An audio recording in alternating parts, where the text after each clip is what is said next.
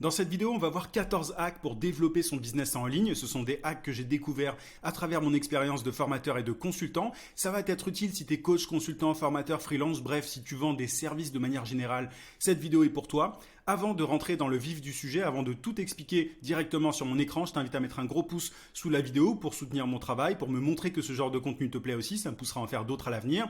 Abonne-toi également à la chaîne si ce n'est pas déjà fait, j'ai des centaines de vidéos sur la vente, sur le marketing, sur l'entrepreneuriat de manière générale, donc ça risque de te plaire. Active la cloche de notification aussi pour ne pas rater mes prochains contenus. Je publie une vidéo par semaine. Et dernière chose, une fois que tu auras regardé cette vidéo, si tu veux développer ton business en 5 minutes par jour, si tu veux aller encore plus loin, j'ai ce que j'appelle des emails secrets. Tu as le lien d'inscription en description. Tu peux aussi cliquer sur le i. En t'inscrivant, c'est très simple. Tu vas recevoir chaque matin à 9 h un email rempli de conseils, de méthodes, d'astuces pour trouver plus de clients et pour facturer tes services à prix d'or. Mon meilleur contenu se trouve dans ces emails secrets. YouTube n'est que la partie visible de l'iceberg. Donc si tu es coach, consultant, formateur, freelance et que tu es ambitieux, que tu as envie de créer un business qui te rend libre, c'est là que ça se passe. Clique sur le lien en description et rejoins plus de 10 000 entrepreneurs. Ceci étant dit, on va passer au hack. Alors je vais essayer de ne pas te spoiler.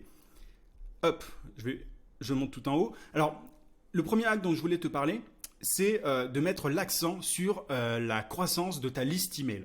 On dit souvent en business en ligne que l'argent est dans la liste. C'est une expression qui est assez utilisée, notamment par des marketeurs américains. Et moi, j'ai suivi, si tu veux, ce conseil assez rapidement quand je me suis lancé sur Internet et je ne regrette absolument pas. J'ai vu des tonnes de personnes mettre l'accent sur les réseaux sociaux, tu vois, LinkedIn, Facebook, enfin, tu vois, tu as des gens qui ont monté des groupes Facebook, etc.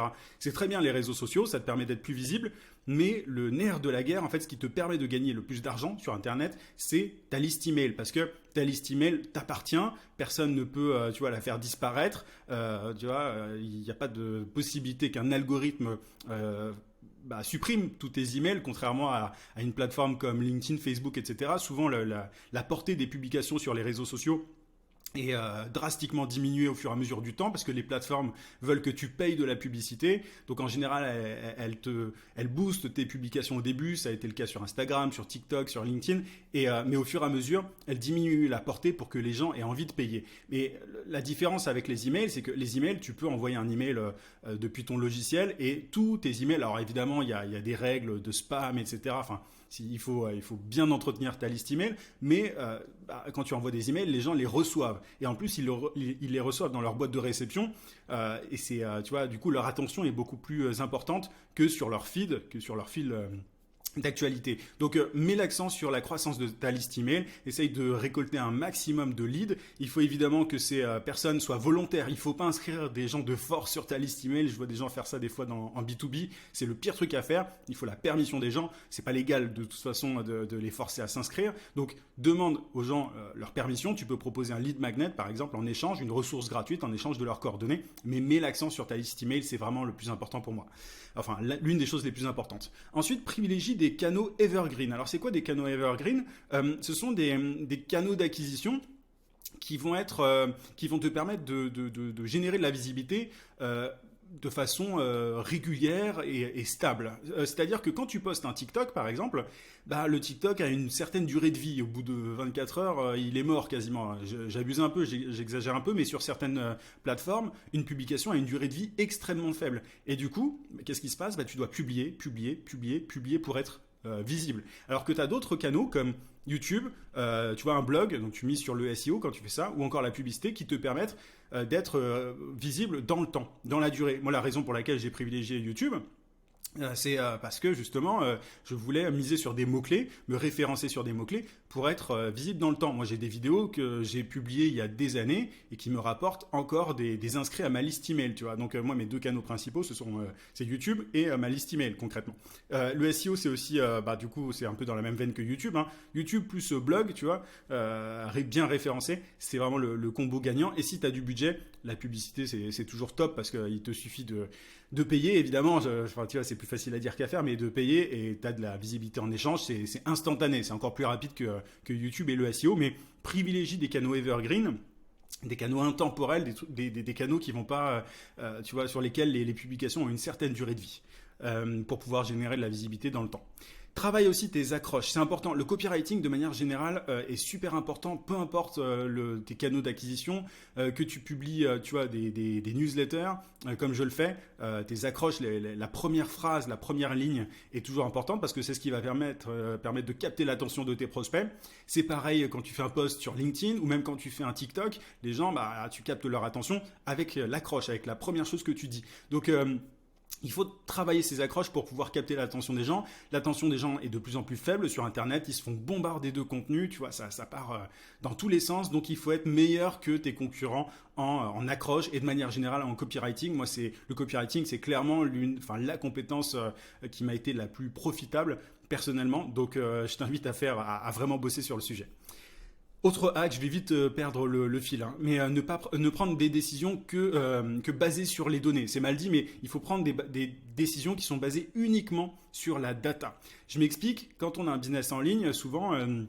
Enfin, tu vois, quand on est entrepreneur de manière générale, on a un profil un peu créatif, on a tendance à se disperser, à partir un peu dans tous les sens et à prendre des décisions un peu comme ça. Le truc, c'est que si on fait ça, on va pas atteindre ses objectifs parce qu'on va tester des trucs qui fonctionnent pas, on va recommencer des trucs qui fonctionnaient pas et tout. Moi, ce que je t'invite à faire, c'est de regarder régulièrement, tu vois, les logiciels de tracking que tu utilises. D'ailleurs, c'est un conseil que je te donne, utilise des logiciels de tracking et prendre des décisions basées sur la data. Par exemple, moi je regarde souvent quels sont les canaux qui me rapportent le plus d'inscrits à ma liste email. Et quand je vois qu'il y a un canal d'acquisition qui est plus intéressant qu'un autre, je vais maximiser, tu vois, je vais capitaliser dessus, je vais essayer de pousser un peu mes efforts dessus pour avoir encore plus d'inscrits à ma liste email et donc de vendre par la suite. Mais c'est vraiment important de prendre des décisions basées sur les données parce que sinon on part dans tous les sens et on n'avance pas. Tu vois, moi c'est pas un truc que j'ai fait tout de suite parce que je suis pas un grand un grand amateur de chiffres, c'est pas forcément mon truc. Moi j'ai un profil plutôt créatif, mais je me suis rendu compte à quel point ça faisait la différence. Tu gagnes énormément de temps en faisant ça. Autre hack, avoir plusieurs niveaux d'offres. Alors, il y a beaucoup de gens qui ont une seule offre. C'est-à-dire que, par exemple, tu as des coachs qui vont avoir seulement un programme d'accompagnement. Le truc, c'est que si tu fais ça, si tu as juste, par exemple, un programme d'accompagnement à 5 000 euros, bah, tu as plein de gens qui vont pas pouvoir se permettre de payer ces 5 000 euros ou qui n'ont pas envie de payer un truc à 5 000 euros. Et tu pourrais tout à fait avoir des sous-offres, des downsells, tu vois, des offres plus abordables et qui te permettraient de générer encore plus de revenus sans forcément beaucoup d'efforts, tu vois. Donc, moi, souvent, ce que je recommande, c'est d'avoir plusieurs offres. Tu n'es pas obligé de te tuer à la tâche et de créer sans arrêt des offres. Moi, j'en crée beaucoup parce que c'est un truc qui me plaît et c'est assez facile pour moi. Mais en soi, il faut, dans l'idéal, pour pouvoir maximiser tes revenus, c'est bien d'avoir plusieurs niveaux d'offres. Tu peux avoir, par exemple, un service, tu vois, que tu gères pour tes clients, un programme d'accompagnement de groupe et un produit digital. C'est une idée, mais tu vois, tu as différents niveaux comme ça. Tu peux toucher un large spectre de prospects et voilà, il y en a pour toutes les bourses en fait d'une certaine manière. Mais c'est bien de faire ça parce que ça te permet de convertir plus de personnes et de gagner forcément plus d'argent. Autre hack, accumuler la preuve sociale. C'est bien d'avoir un maximum de témoignages, tu vois, que ce soit vidéo ou écrit. Moi, j'ai des témoignages vidéo pour mon programme d'accompagnement notamment, qui me permettent souvent de convaincre des gens. Tu vois, j'ai pas mal de personnes qui me disent c'est en voyant le témoignage de telle personne que j'ai décidé de prendre ton accompagnement. Ça marche très bien. Alors, si tu peux pas te permettre au début de récolter des témoignages vidéo, tu peux récolter des témoignages écrits. Il n'y a aucun problème par rapport à ça. Ça marche très bien. Mais de manière générale, c'est en inspirant confiance que tu vas convertir plus de prospects en clients. Donc, essaye de bombarder niveau témoignage, même des preuves, tu vois, des captures d'écran si tu le peux, de chiffres. Par exemple, tu vois, si tu as une agence, par exemple, de pub, bah, c'est bien de pouvoir montrer concrètement, noir sur blanc, que tu es capable de créer des publicités rentables. Mais voilà, ça vaut pour absolument tous les domaines. Essaye d'accumuler la preuve sociale, mais l'idéal, c'est vraiment les recommandations, les témoignages, les case studies, etc. Autre hack, créer de la conversation avec ses prospects pour leur vendre des offres premium. Alors ça c'est un truc qui peut paraître tout bête, mais pour vendre des offres chères, premium, haut de gamme, t'appelles ça comme tu veux, bah, il faut engager la conversation avec des prospects. Et je me rends compte que tout le monde n'est pas prêt à ça. Il y a beaucoup de gens qui freinent un petit peu, qui se disent ouais, j'ai pas envie de perdre du temps à parler avec des gens par messagerie, sur WhatsApp, etc. Pourtant, c'est la clé. Si tu veux vendre des prestations haut de gamme, le seul et unique moyen, c'est d'engager la conversation, c'est de créer de la conversation, c'est d'avoir un réel échange avec tes prospects, parce que c'est cet échange qui va te permettre de gagner leur confiance En plus, évidemment, de tous les témoignages qu'ils ont vus en amont, de ton contenu, etc. Mais il faut créer de la conversation pour créer ce lien, cette connexion nécessaire à la conversion. Mais tu peux pas, tu vois, directement envoyer une page de vente à quelqu'un pour lui demander 5 000 euros, ça ne marche pas. Il faut passer soit par le téléphone ou alors par de la messagerie, etc. Mais c'est essentiel, tu peux pas passer à côté. Injecter de l'urgence. Alors ça, c'est évidemment un truc qui marche très bien en marketing de manière générale.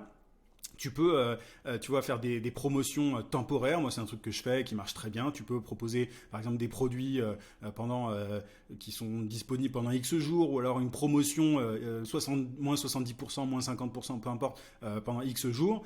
C'est bien d'avoir une raison, une véritable raison. Tu vois, quand tu crées une promotion, juste balancer une promotion comme ça, c'est pas forcément terrible, parce que les gens, ils voient pas forcément la raison. Tu vois, ils comprennent pas trop. Donc, tu vois, essaye de surfer sur ton anniversaire, sur des vacances, sur des périodes de l'année, le Black Friday par exemple, ce genre de choses.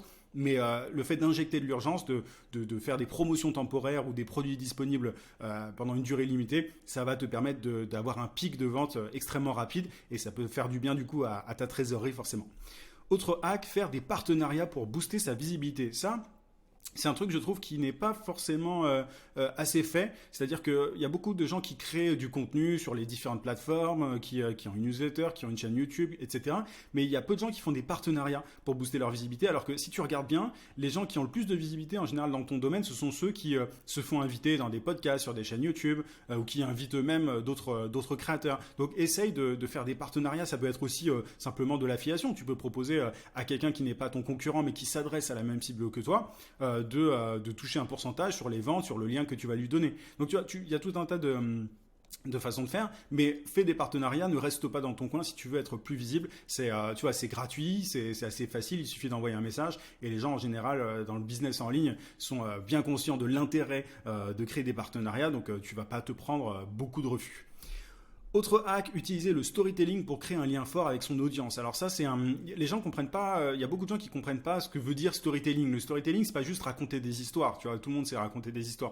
L'idée, c'est de faire en sorte que tes prospects s'identifient dans ton histoire. C'est-à-dire que, par exemple, moi quand je raconte mon histoire en tant qu'ancien publicitaire, tu vois, j'étais salarié, j'étais dans un open space, je me sentais bloqué dans ma vie de tous les jours avec des contraintes horaires, je pouvais pas voyager, tu vois, j'étais pas maître de mon temps, j'avais l'impression qu'on me volait mon temps.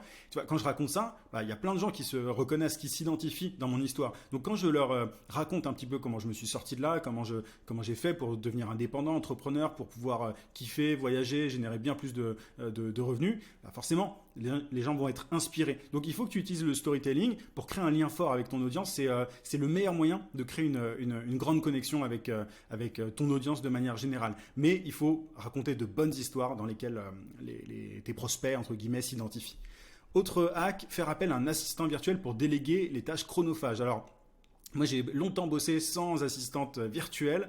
Et je m'occupais de tout, des factures, tu vois, de répondre aux messages, etc. À un moment, c'était juste plus possible. Donc, j'ai fait appel à une assistante virtuelle qui s'appelle Alexia.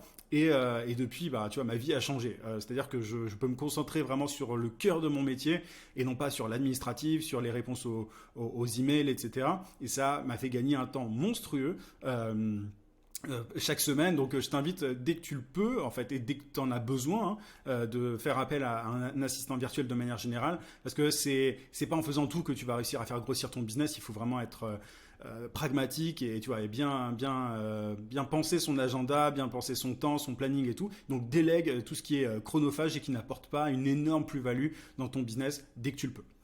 Autre hack, tu vois, je dis autre hack, je sais plus au combienième on est, faire de la vidéo pour inspirer confiance. Alors tu vois, je t'ai parlé de conversation, je t'ai parlé aussi du fait de faire du storytelling pour créer un lien, une connexion avec son audience. La vidéo, le format vidéo est aussi très, très bien pour ça. C'est pour ça que je fais des vidéos YouTube. Et tu as aussi les webinaires qui sont un bon moyen, tu vois, de créer une connexion avec ton audience. Donc, de la vidéo, tu peux en faire dans plein de formats différents. Alors moi, je suis pas forcément fan des vidéos courtes, tu vois, parce que c'est pas ce qui te permet de créer d'inspirer vraiment confiance, tu vois, c'est pas en 30 secondes que tu vas faire ça, mais les vidéos longues du style YouTube, webinaire et tout, c'est une super façon de permettre aux gens de te découvrir, de découvrir ton offre, de gagner leur confiance et de les convertir du coup. Moi j'utilise encore des webinaires, pas forcément des webinaires d'une heure et demie. Un webinaire, juste si tu ne le sais pas, ce sont des conférences en ligne gratuites, mais tu vois, tu peux faire des webinaires de 30 minutes qui vont te permettre de gagner suffisamment la confiance de tes prospects pour qu'ils passent à l'action. Donc fais-en un maximum, ou alors des vidéos YouTube si tu le peux. Autre hack, qualifier ses prospects avec des questionnaires longs. Il s'agit d'ajouter de la friction. Il y a beaucoup de gens qui vont être intéressés par tes offres. Sur Internet, si tu as une bonne audience, évidemment, si tu es présent sur différents canaux, sur YouTube, sur LinkedIn, sur peu importe. Le truc, c'est que la plupart des gens ne vont pas être qualifiés pour ton offre. C'est-à-dire que normalement, quand tu as un programme d'accompagnement ou un service que tu proposes, tu as des critères bien précis. Tu ne peux pas aider n'importe qui. Donc, il faut qualifier tes prospects. Et moi, ce que j'utilise très souvent pour ça, ce sont des questionnaires longs, c'est-à-dire que je pose tout un tas de questions et je vois assez rapidement qui est sérieux, qui est motivé ou pas. Quand j'ai quelqu'un qui répond un mot par phrase, par question, tu vois, je sais que bon, c'est clairement un touriste, et je prends pas la peine d'échanger de vive voix avec lui par la suite. Donc j'ajoute de la friction, j'ajoute des étapes supplémentaires pour qu'il y ait moins de gens à la fin de mon tunnel de vente. Et je trouve que les questionnaires vraiment longs, tu vois, 15 questions, 20 questions par exemple, sont une bonne façon de décrémer, de filtrer, de garder la crème de la crème si tu veux des prospects. Dernier hack, faire du retargeting. Quand tu crées du contenu sur les réseaux, sur Facebook, sur YouTube, etc., tu vas te constituer, en fait, sans vraiment le savoir, une audience chaude. Tu vas avoir des gens qui vont te connaître, tu vois, ils vont découvrir tes vidéos, ils vont aimer ce que tu fais, ils vont parfois s'inscrire à ta liste email, etc. Et en fait, au lieu de faire de la publicité vers du trafic froid pour aller toucher des inconnus, ça va être super cher si tu fais ça, ça va être compliqué de les convertir et tout. Ce que tu peux faire, c'est sur Facebook ou sur YouTube ou sur Google, enfin sur YouTube et sur Facebook, c'est facile à faire en tout cas, tu peux vraiment dire aux plateformes, ok, j'ai ces personnes qui me connaissent, donc des gens qui ont regardé mes vidéos, qui sont abonnés à ma chaîne ou qui sont inscrits à ma liste email et tout, va les cibler, va leur proposer telle offre. Et là, tu verras que ton coût par acquisition est très faible et tu vas pouvoir, moi j'ai déjà généré de très très gros revenus comme ça juste en reciblant des personnes qui me connaissaient, mon audience chaude en fait, via du retargeting. Donc voilà mes 14 hacks, j'espère qu'ils t'ont été utiles. N'hésite pas à partager en commentaire un autre hack que tu aurais pour développer ton business en ligne. Si la vidéo t'a été utile, si vraiment elle t'a aidé et que tu veux soutenir mon travail, je t'invite vivement à mettre un pouce, ça me motive, ça me permet de pousser ce genre de contenu, d'en faire d'autres. Abonne-toi aussi à la chaîne si ce n'est pas déjà fait. Je te rappelle que si tu veux aller encore plus loin par rapport à tout ça, mes emails secrets t'attendent. Si tu veux développer ton business en 5 minutes par jour, c'est la meilleure chose à faire. Rejoins plus de 10 000 entrepreneurs en cliquant sur le lien en description ou sur le i. Je te souhaite plein de succès et je te dis à très vite pour un prochain contenu.